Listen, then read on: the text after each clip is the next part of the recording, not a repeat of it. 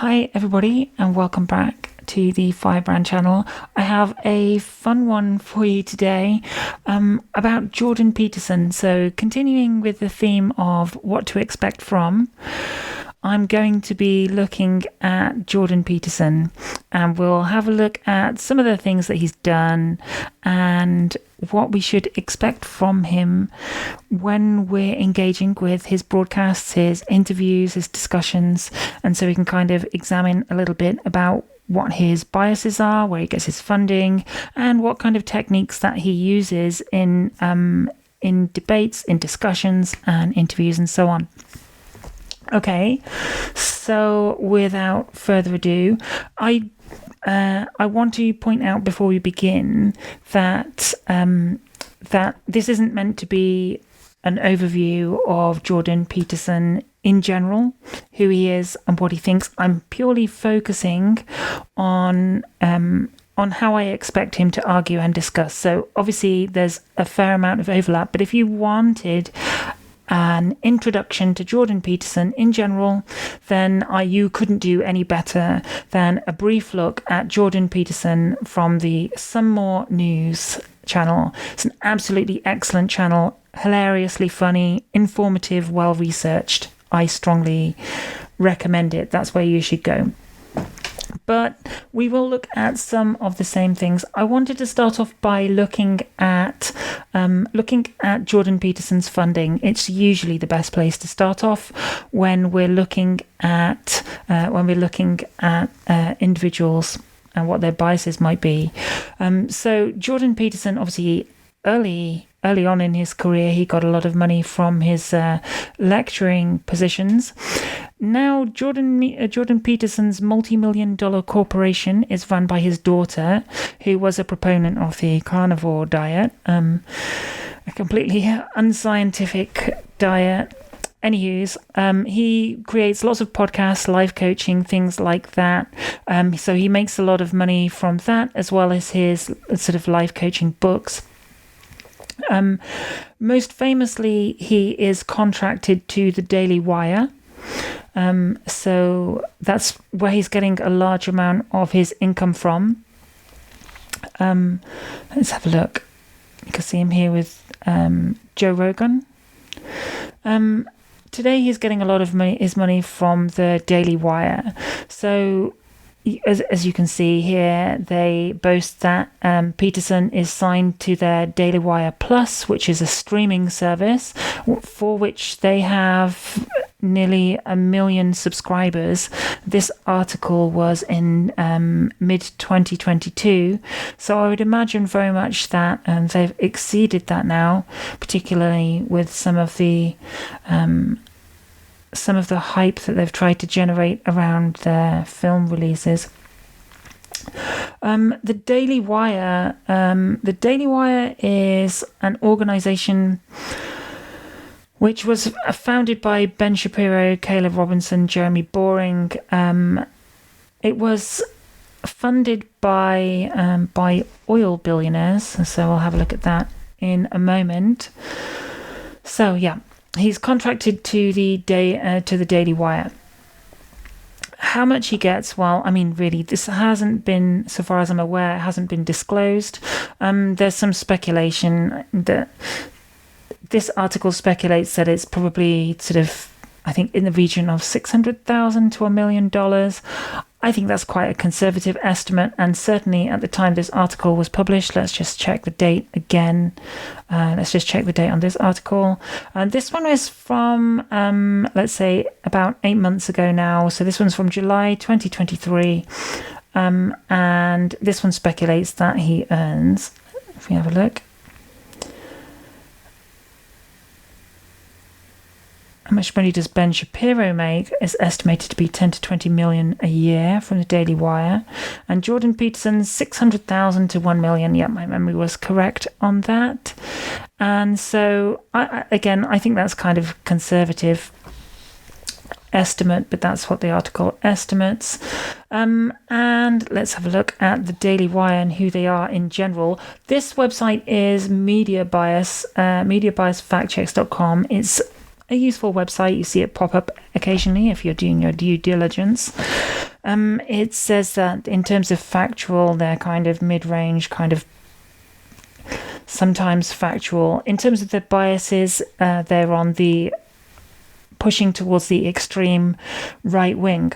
Now, this lists their history and funding. This is a really interesting part. Forward Publishing LLC owns the Daily Wire. I think they've changed their name since then, but it's essentially the same organization. I forget what they're being called now, what they call themselves now. It's something to do with something beginning with M, I believe. Anywho's, it was started by the Wilkes brothers, who are oil billionaires. They made their money through the fossil fuel industry, specifically fracking, and they're part of the extreme Christian right who interpret the Bible literally. I think you'll find other. You search for funding in these articles. Let's have a look. There's no funding. Let's have a look maybe in the Forbes article. Funding, or was it venture? Perhaps not. Let's have a look. Yeah, so we'll have to not know what their new business is called. But it's essentially the same company, the Forwarding LLC. Let's have a look. Forward. It's not in here. So they've changed their name, but it's essentially the same company owned by these oil billionaires with a Christian right-wing bias. So I would imagine that Jordan Peterson, appeasing the people who pay him perhaps up to or around, maybe even more than $1 million for his broadcasts. This is clearly going to shape who he is and what he says. Let's have a look. Bentley Ventures, that's who owns it now. Let's have a look. So that's Bentley Ventures. That was from the Daily Wire website. It was from the Daily Wire website. Perhaps it was from a different source, but is owned by Bentley Ventures. And probably another thing to do, so we've looked a little at his funding. Let's have a look and see sort of why he rose to prominence. And I don't think we could do that any better than by starting off looking at the Jim Jeffries video. Let's just switch off the full page, and we're going to go to a video that I have queued up. Okay, so we'll have a little look. This has got just a brief introduction by Jim Jeffries, the comedian. Very good comedian. He's done a lot of interesting work. Here he has a short piece on Jordan Peterson, but I encourage you to check out his other works. He did a hilarious piece on trophy hunting that I would particularly recommend. Anywho's, here's his brief introduction to Jordan Peterson. Meet Jordan Peterson. 2 years ago, he was an unknown psychology professor at the University of Toronto, but today he's been called the most influential public intellectual in the Western world. So how did all this come about? It started when Canada proposed a new transgender rights law. I sat down with Dr. Peterson. I opposed a bill in Canada that made use of people's preferred pronouns mandatory by law. Okay, so this is how he rose to prominence. He was in opposition to, they're saying, a new law. Well, actually, what was happening was they were going to add gender identity to their protected characteristics. So they have protections for on the basis of gender, age, ethnicity, these kind of things that are relatively standard across Western civilizations. They had protection for these protected characteristics, and all they were doing was they were adding gender identity to it. It was a very simple change, which Jordan Peterson misrepresented to state that it was related to compelled speech, which it clearly wasn't. My favourite part of this, and my segue into my next section, is to talk about some of his values. I'm going to skip forward to Jordan Peterson being very easily rolled by Jim Jeffries. We're going to by Jim Jeffries. Here we go. We're going to move to 435. Here we go, 4:35.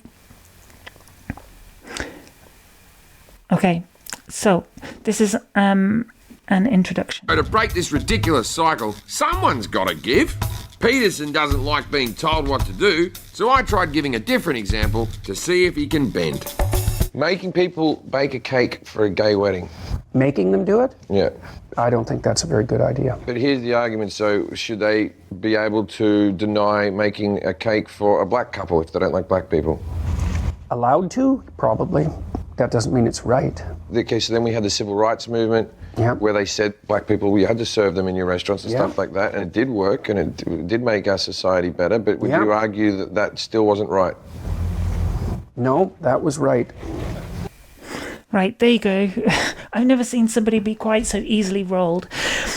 The fact that Jordan Peterson had thought through his opinions, his mighty intellectual capacity, hadn't had any opportunity to think through the logic of saying that you should be allowed to deny service to black people. This is a position that he was actively advocating for here, and it took Jim Jeffries, somebody who's not supposed to be an intellectual giant, he is a comedian, and it took him about 5 seconds to roll Jordan Peterson on this, because he doesn't think through his positions. He states things, and he hasn't provided the amount of thought that one would assume from his eloquence and from his confidence and from his good enunciation, that his positions, one would credit them with much more credence. With much more credence than they really should be afforded. Okay. So this has brought us on to the different techniques that Jordan Peterson uses, and so you'll see all sorts of different techniques here. Things like posing questions. He likes to pose questions and not specifically state his answer to them. So I'm just posing questions, and yet all of his questions seem to lead the listener, seem to lead the viewer into assuming that right-wing values are correct and that everything else is wrong. But he'll do it without wanting to state his position really on it. Let's have a look at our next video. So this one is from Some More News.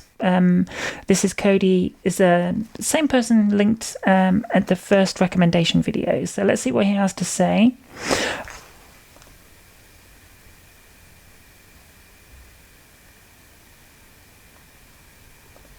Okay, something's not happening here. Okay. The only real unique difference is that he often likes to pose his bigotry as open questions, like he's exploring a topic as an educator. Here he is pondering if the reason women are so outraged is because they long for the touch of infants. You know how infants are famous for calming people down. Here he is just asking the question if feminists secretly long for male dominance, like he's f***ing Aristotle orating from a mound of enlightenment. Incredibly well put. He likes to just pose these questions, and it's a great example of why people say, why are you trying to shut down discussion, when really, there are questions that are offensive and stupid, and the very asking of them in legitimate establishments gives them a kind of legitimacy that they really don't warrant. I'm going to jump forward in this video. Let's have a look. What is my time code saying? Let's jump forward to 2:30 in this video. We should have another section queued up. And let's see. In this section, Jordan Peterson is making another outlandish argument without saying really what he means. He's just asking the question, can women actually be effective working in a workplace? Here is an absolute gem you may have seen, where he's pondering the question of women in the workplace. Here's a question. Can men and women work together in the workplace? Yes, I do it. How do you know? Because I work with a lot of women. Right. Well, it's been happening for, 40 years?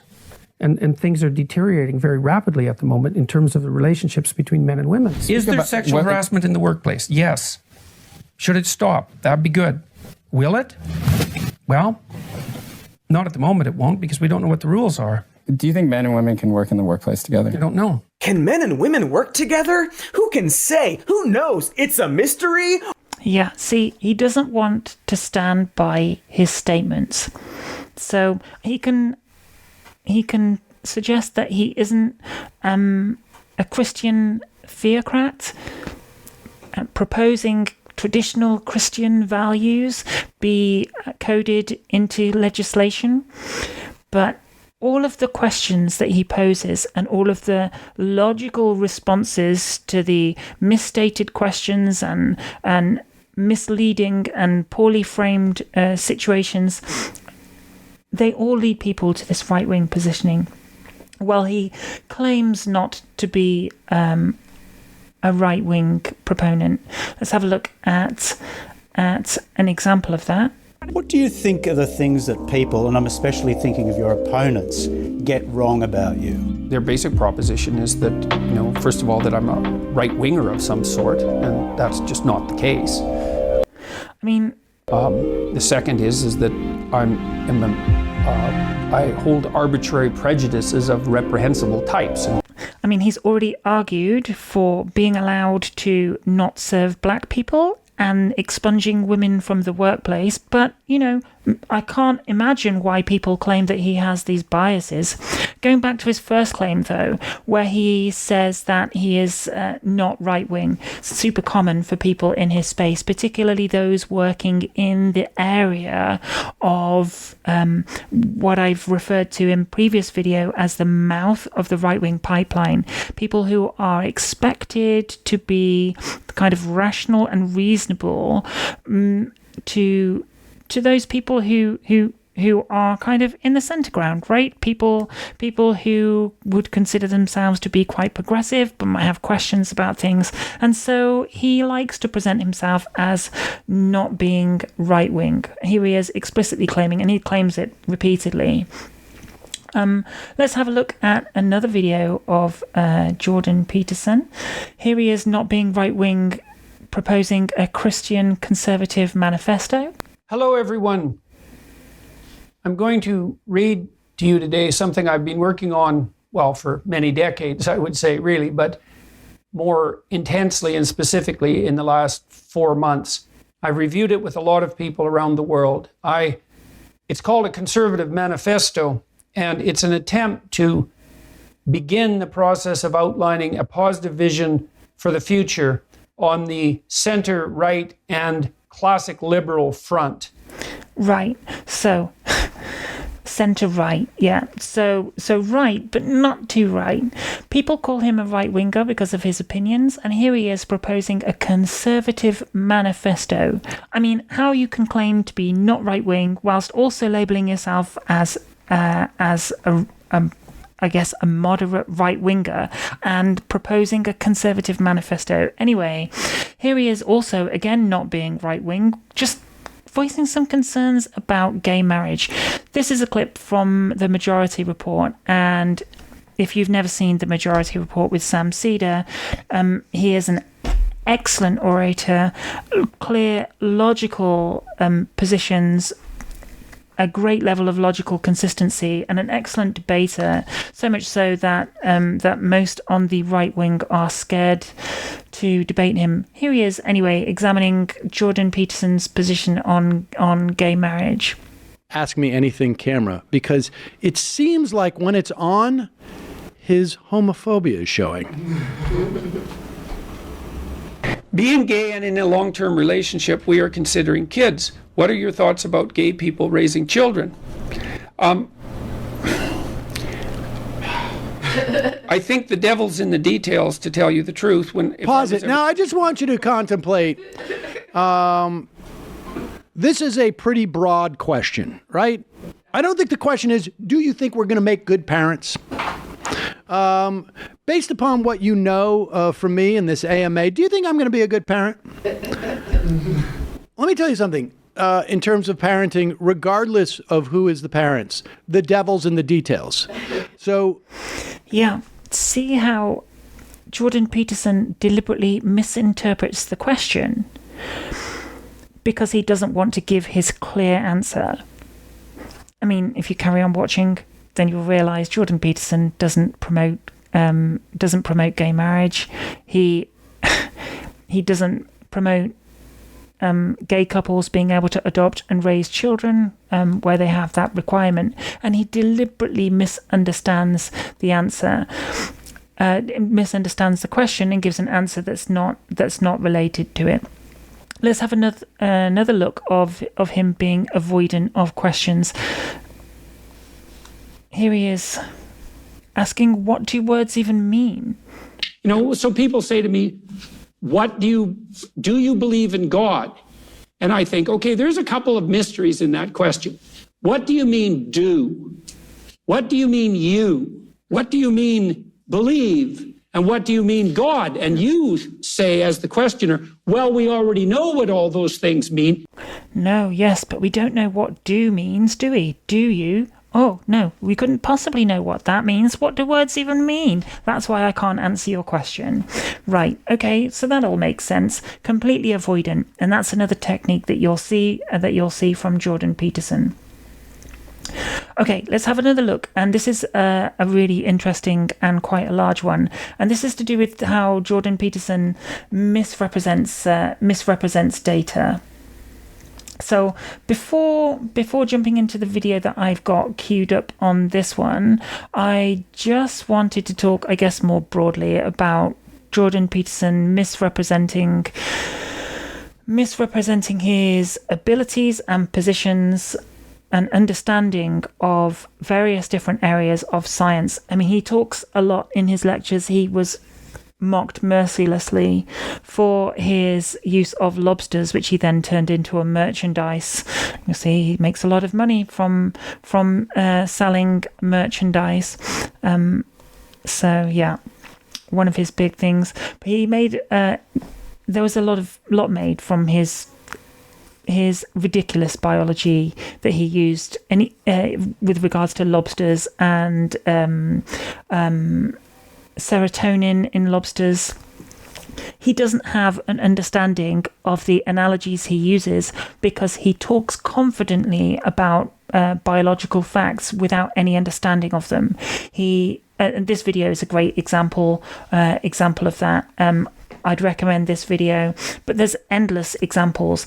If you take the time to listen to Jordan Peterson and look up and research some of the supposedly biological facts that he puts forwards, you'll find loads of errors, many errors in what he says, and yet he talks incredibly confidently, particularly about issues related to evolutionary biology, and that he just clearly doesn't know about. He did the same when he was talking about his position on a board related to climate change. He misrepresents his position on that board and his qualifications to talk. So there's a lot of examples of this. I want to use, though, for my example, I want to talk about something that I covered I touched on briefly in a previous video, the video where I talk about Russell Brand. This is an interview between Russell Brand and Jordan Peterson. And when I spoke about this previously, I pointed out that Russell Brand really should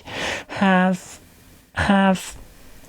picked up on Jordan Peterson's misrepresentation here. If you have somebody on your new show, you should have picked up on this misrepresentation.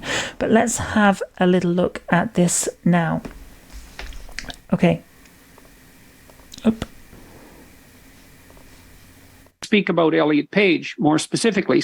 Okay, firstly, this isn't about Elliot Page. He goes on to talk about something completely different, but there we go. So this is him talking about Elliot Page specifically, because that's what he was asked about. So the first thing I'd like to bring up is the fact that in the UK, the Tavistock Clinic was recently closed.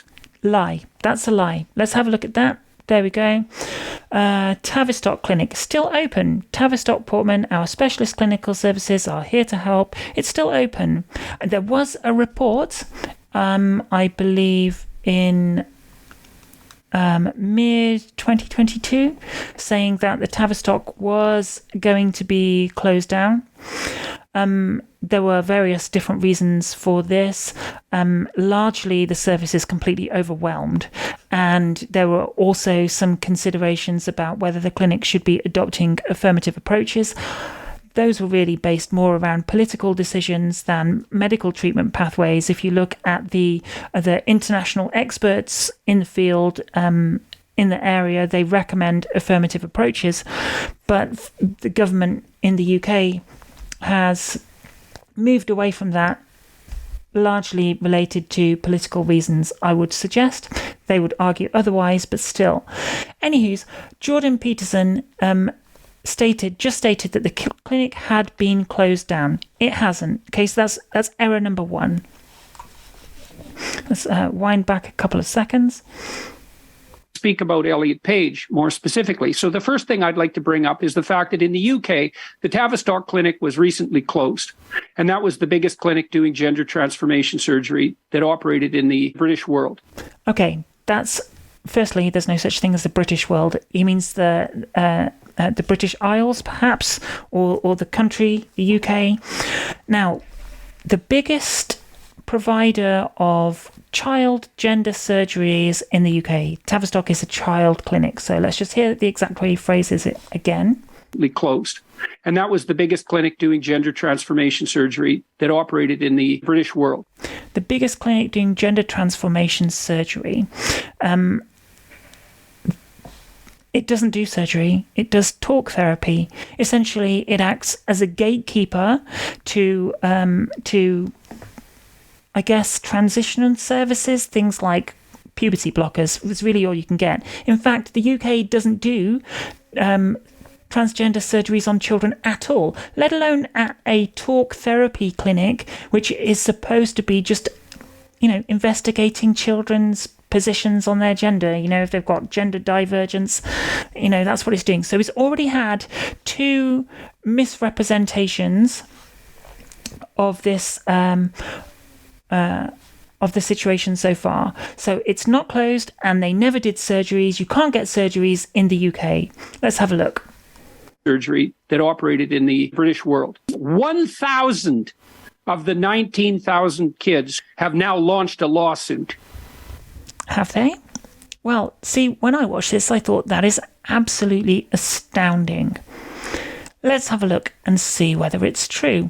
Most people, when they see that, they won't pull up the different articles. When I see a news article being popped up on the screen, if I think that's a salacious claim, if I think that that's an unusual claim, then I will look it up myself. And here is that article. This has been opened in Archive today so that we can have a look at the whole article. This is the same article. Okay, one of the first things that I noticed when I looked at the article is where the inverted commas are used, because inverted commas are often used by newspaper sites so they don't have to take responsibility for using a phrase themselves, particularly where they suspect it may be inaccurate.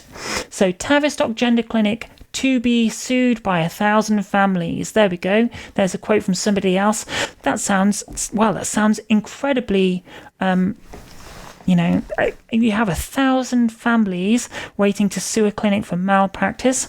Let's read what the article says. This is an article that Jordan Peterson should definitely have read. He was presenting this as evidence for his case, and Russell Brand accepted this gladly, and they both broadcast it to their many viewers. Tavistock Clinic is facing mass legal action from youngsters who claim they were rushed into taking life-altering puberty blockers. Is it? Well, maybe if you can count lawyers expecting people to join their negligence lawsuit. Read the whole article. In fact, even if you just get down to the second sentence, you can see there aren't actually any families. There's just some lawyers who decided to, considering the amount of negative press in the UK around the Tavistock Clinic, as particularly publications, right-wing publications like The Times, have targeted wokeness and trans people in particular, and have targeted them. They gained a lot of media attention, and so class action lawyers have set up a class action without any families really associated to it, but they said that they expect 1,000 families to join. Now, I looked at this. It also says which has treated 19,000 children.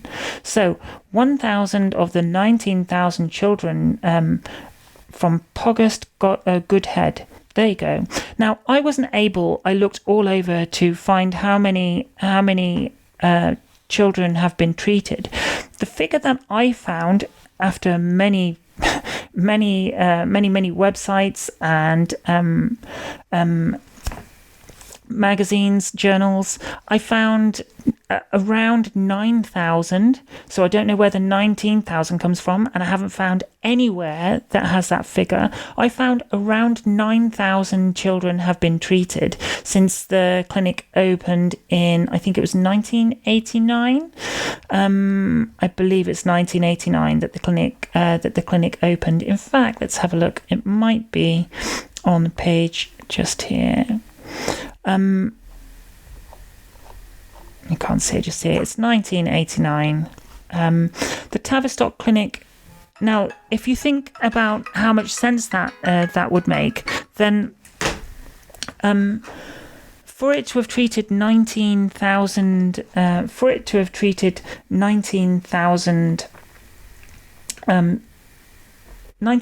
children, let's say over, if it's really just the beginning of 2024 now, so I'm going to say 2023, between 1989 and 2023 is 34 years. So 19,000 divided by 34 would be 558 children a year. Now, given that sort of just a handful, there we go, 1989, given that just a handful of years ago, the clinic had expressed concerns that they were receiving 97 referrals for that year. There is no way that in the preceding 34 years there'd been 558. These figures are erroneous. They are bogus. Okay, and actually, just for further reference, this is the website of Poghest Goodhead. If you have a nice scroll through all of their news stories between now and then, you can see many different news stories, following up information on cases that they're associated with.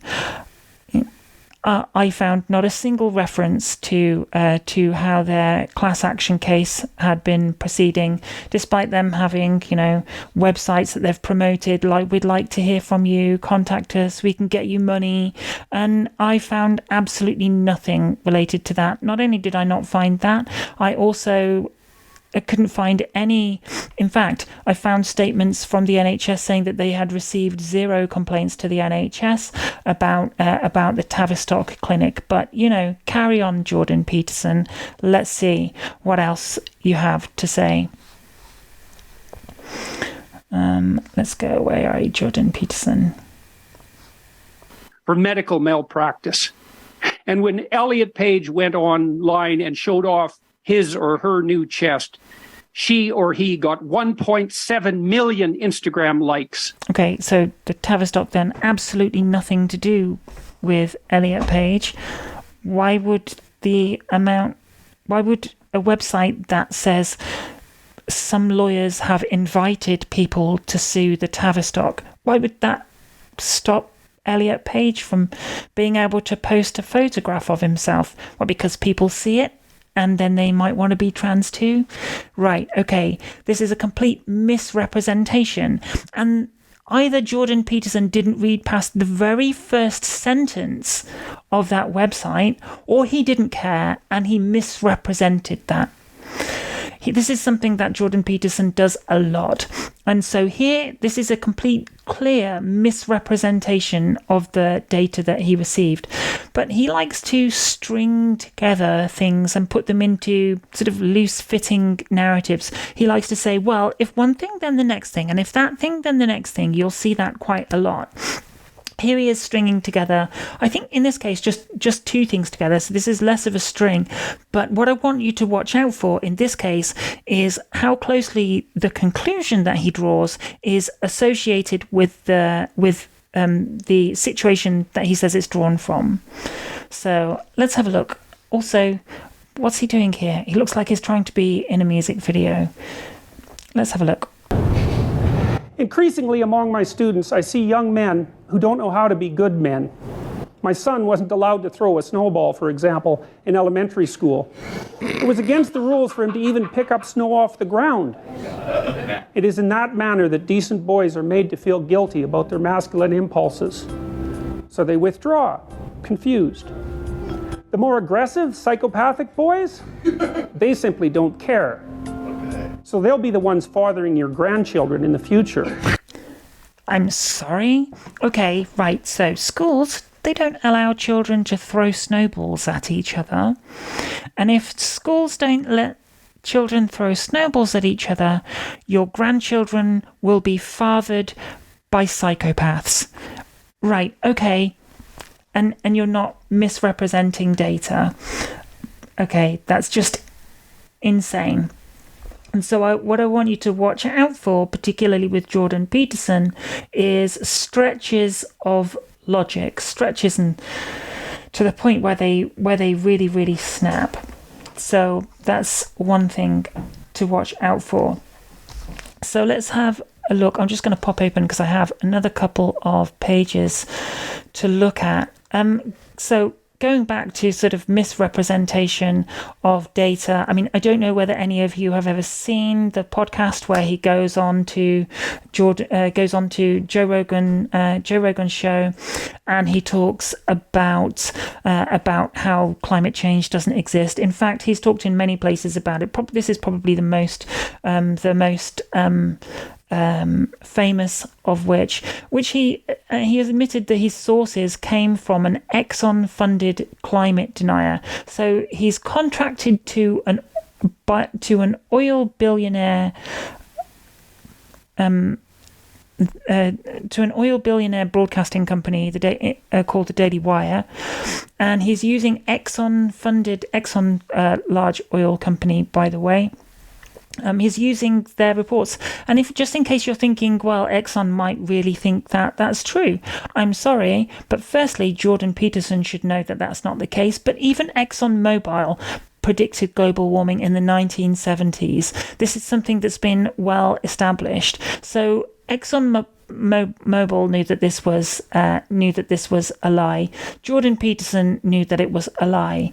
And fracking billionaires have helped create the Daily Wire, PragerU, and they are helping to fund these false narratives. So, you know, this is exactly what we expect from Jordan Peterson. Okay, I'm going to leave it there. I think we've seen enough of Jordan Peterson's techniques to start jumping into some of the videos where he appears and think a little about what we should expect to see from him going forward. Thanks for joining us, and I look forward to seeing you in the next video.